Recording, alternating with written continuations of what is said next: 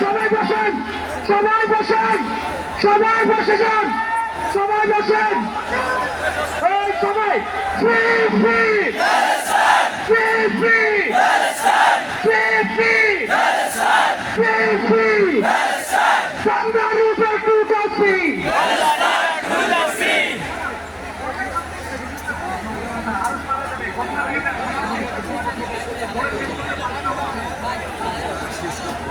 বিসমিল্লাহির রহমানির রহিম বিসমিল্লাহির রহমানির রহিম আল্লাহর নামে শুরু করছি, যিনি পরাক্রমশীল পরাক্রমশালী, যিনি ন্যায় বিচার প্রতিষ্ঠাকারী, যিনি মজলুমের পাশে থাকেন আর জালিমের পরিণতি নির্ধারণ করেন। আজ আমরা বাংলাদেশের জনতা যারা জুলুমের ইতিহাস জানি, প্রতিবাদের চেতনা ধারণ করি, সমবেত হয়েছি গাজার মৃত্যু ভয়হীন জনগণের পাশে দাঁড়াতে। আজকের এই সমাবেশ কেবল প্রতিবাদ নয়, এটি ইতিহাসের স্বপ্ন দেওয়া আমাদের দেওয়া একটি অঙ্গীকার, একটি শপথ। এই পদযাত্রা গণজামায়াত থেকে আজ আমরা চাকচিক করে আমাদের দাবি ছাড়া উপস্থাপন করব। আমাদের প্রথম দাবিগুলো জাতিসংঘ আন্তর্জাতিক সম্প্রদায়ের প্রতি, যেহেতু জাতিসংঘ আন্তর্জাতিক সম্প্রদায় সকল জাতির অধিকার রক্ষার দখলদারিত্ব গণহত্যা রোধের সংকল্প প্রকাশ করে, এবং আমরা দেখেছি গাজায় প্রতিদিন যে রক্তপাত, যে ধ্বংস চলছে, তা কোনো একক সরকারের ব্যর্থতা নয়, বরং এটি একটি আন্তর্জাতিক ব্যর্থতার ফল। এবং এই ব্যর্থতা শুধু নীরবতার মধ্যেই সীমাবদ্ধ নয়, বরং পশ্চিমা শক্তি বলয়ের অনেক রাষ্ট্র সরাসরি দখলদার ইসরায়েলকে অস্ত্র, অর্থ ও কূটনৈতিক সহায়তা দিয়ে এই গণহত্যাকে দীর্ঘস্থায়ী করেছে। এবং এই বিশ্ব ব্যবস্থা দখলদার ইসরায়েলকে প্রশ্নবিদ্ধ না করে বরং রক্ষা করার পরিকল্পনায় নিয়েছে। সেহেতু আমরা জাতিসংঘ ও আন্তর্জাতিক সম্প্রদায়ের প্রতি জোরালো দাবি জানাচ্ছি, এক, জায়নবাদী ইসরায়েলের গণহত্যার বিচার আন্তর্জাতিক আদালতে নিশ্চিত করতে হবে। গণহত্যা বন্ধ কার্যকর ও সম্মিলিত পদক্ষেপ গ্রহণ করতে হবে। 1967 সালে পূর্ববর্তী ভূমি ফিরিয়ে দেওয়ার জন্য বাধ্যবাধকতা তৈরি করতে হবে। পূর্ব জেরুজালেমকে ফিলিস্তিন রাষ্ট্রের রাজধানী হিসেবে আন্তর্জাতিকভাবে স্বীকৃতি দিতে হবে।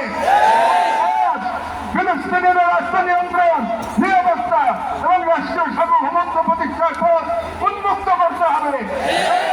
এই মুহূর্তে বিশ্ব ব্যবস্থা যে ন্যায়ের মুখোশ পড়ে আছে, গাজা ধ্বংসস্তূপে সেই মুখোশ খসে পড়েছে।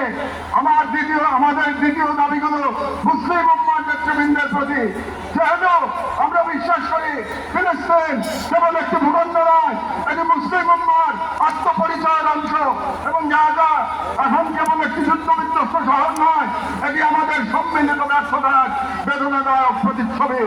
এবং উম্মার প্রতিটি সদস্য, প্রতিটি রাষ্ট্র এবং প্রতিটি নেতৃত্বের উপর অর্পিত সেই আমানত যে আল্লাহ প্রদত্ত ভ্রাতৃত্ব ও দায়িত্বের সূত্রে আবদ্ধ। এবং ইসরায়েল একটি অবৈধ দখলদার গণহত্যাকারী রাষ্ট্র, যা মুসলিমদের প্রথম কিবলা ও একটা পুরো জনগোষ্ঠীর অস্তিত্ব নিশ্চিহ্ন করতে সর্বশক্তি নিয়োগ করেছে। এবং ভারতের হিন্দুত্ববাদ আজ এই অঞ্চলে জায়নবাদী প্রকল্পের প্রতিনিধিতে পরিণত হয়েছে। মুসলমানদের নির্যাতন চালিয়ে যাচ্ছে। এবং ভারতের সম্প্রতি ওয়াকফ সম্পত্তি আইনে হস্তক্ষেপের মাধ্যমে মুসলিমদের ধর্মীয় ঐতিহাসিক অধিকার ধারণ করা হয়েছে, যা উম্মার জন্য একটি স্পষ্ট সতর্কবার্তা।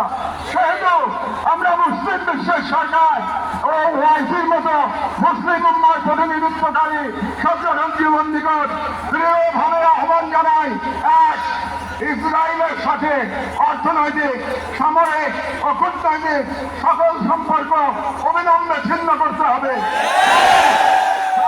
রাষ্ট্রের বিরুদ্ধে বাণিজ্যিক অবরোধ ও নিষেধাজ্ঞা আরোপ করতে হবে। গাজার মুসলিম জনগণের পাশে চিকিৎসা, খাদ্য, আবাসন ও প্রতিরক্ষা সহযোগিতা সহ সর্বাত্মক সহযোগিতা নিয়ে দাঁড়াতে হবে। আন্তর্জাতিক পর্যায়ে ইসরায়েলকে একঘরে করতে সক্রিয় কূটনৈতিক অভিযান শুরু করতে হবে। জায়নবাদের দোষর ভারতের হিন্দুত্ববাদী শাসনের অধীনে মুসলিমদের অধিকার হরণ, বিশেষ করে ওয়াকফ আইনে হস্তক্ষেপের মতো রাষ্ট্রীয় আগ্রাসনের বিরুদ্ধে ওআইসি ও মুসলিম রাষ্ট্রগুলোকে দৃঢ় প্রতিবাদ ও কার্যকর প্রতিরোধের অবস্থান নিতে হবে।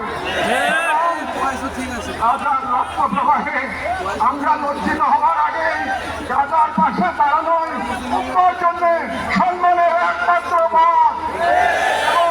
যে নেতৃত্ব আর কাল ইতিহাসের কাজ করার দাঁড়াতে বাধ্য হবে। তৃতীয় দাবিগুলি বাংলাদেশ সরকারের প্রতি, যেহেতু বাংলাদেশ একটি মুসলিম সংখ্যাগরিষ্ঠ রাষ্ট্র, যার স্বাধীনতা সংগ্রামের ভিত্তিতে নিহিত রয়েছে অন্যায় অবিচারের বিরুদ্ধে প্রতিরোধের চেতনা, এবং আমরা বিশ্বাস করি ফিলিস্তিনের প্রশ্নে বাংলাদেশ কেবল মানবতার নয়, ইমানের পক্ষেও এক ঐতিহাসিক অবস্থানে রয়েছে। এবং গণতান্ত্রিক রাষ্ট্র হিসেবে সরকারের দায়িত্ব জনগণের ইমানি ও নৈতিক আকাঙ্ক্ষার প্রতি শ্রদ্ধা রাখা, এবং বাংলাদেশের জনগণ গাজার পাশে থাকার অঙ্গীকার করেছে। রাষ্ট্রীয় পর্যায়ে নীরবতা এই জন আকাঙ্ক্ষার প্রতি অবজ্ঞার সামিল। যেহেতু আমরা বাংলাদেশ সরকারের প্রতি দৃঢ়ভাবে আহ্বান জানাই, এক, বাংলাদেশি পাসপোর্টে এক্সেপ্ট ইসরায়েল শর্ত পুনর্বহাল করতে হবে। ইসরায়েলকে রাষ্ট্র হিসেবে স্বীকৃতি না দেওয়ার অবস্থান আরো সুস্পষ্টভাবে প্রকাশ করতে হবে। দুই, সরকারের ইসরায়েলি কোন প্রতিষ্ঠানের সাথে যত চুক্তি হয়েছে তা বাতিল করতে হবে। রাষ্ট্রীয়ভাবে গাজায় ত্রাণ ও চিকিৎসা সহায়তা পাঠানোর কার্যকর ব্যবস্থা নিতে হবে। জায়নবাদের দোষর ভারতের হিন্দুত্ববাদী সরকারের অধীনে মুসলিম ও অন্যান্য সংখ্যালঘুদের উপর চলমান নির্যাতনের বিরুদ্ধে রাষ্ট্রীয়ভাবে প্রতিবাদ জানাতে হবে। হিন্দুত্ববাদ আজ শুধু একটি স্থানীয় মতবাদ নয়, বরং আন্তর্জাতিক চাইনিজ ব্লকের অন্যতম দোষর।